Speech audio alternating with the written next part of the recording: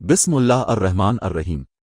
میرے عزیز بھائیوں اور بہنوں، آئیے آج ہم قرآن پاک کی ایک نہایت اہم اور ایمان افروز آیت پر غور کرتے ہیں۔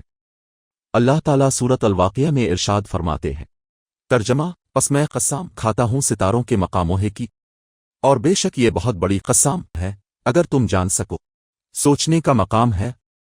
اللہ رب العزت نے اپنی کتاب مقدس میں ستاروں کے ٹھکانوں اور مداروں کی قسم کھائی، اور پھر خود فرما دیا کہ یہ ایک انتہائی عظیم قسم ہے، لیکن حقیقت یہ ہے کہ انسان اس کی عظمت کو پوری طرح نہیں جان سکتا۔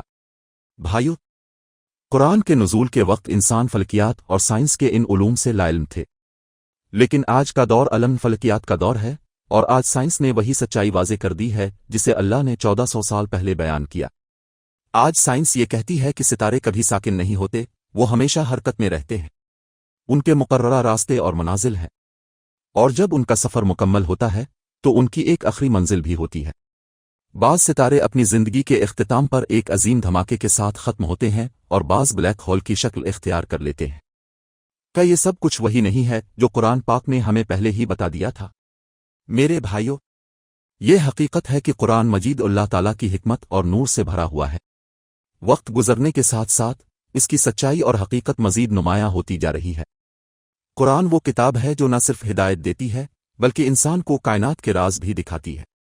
لہذا آج ہمیں اپنے ایمان کو مضبوط کرنا ہوگا اور یقین رکھنا ہوگا کہ قرآن ہی اصل ہدایت اور سچائی کا سرچشمہ ہے۔ آخر میں، میرے چینل کو سبسکرائب کریں اور اس پیغام کو زیادہ سے زیادہ لوگوں تک پہنچائیں تاکہ سب قرآن کی اس عظیم سچائی کو سمجھ سکیں۔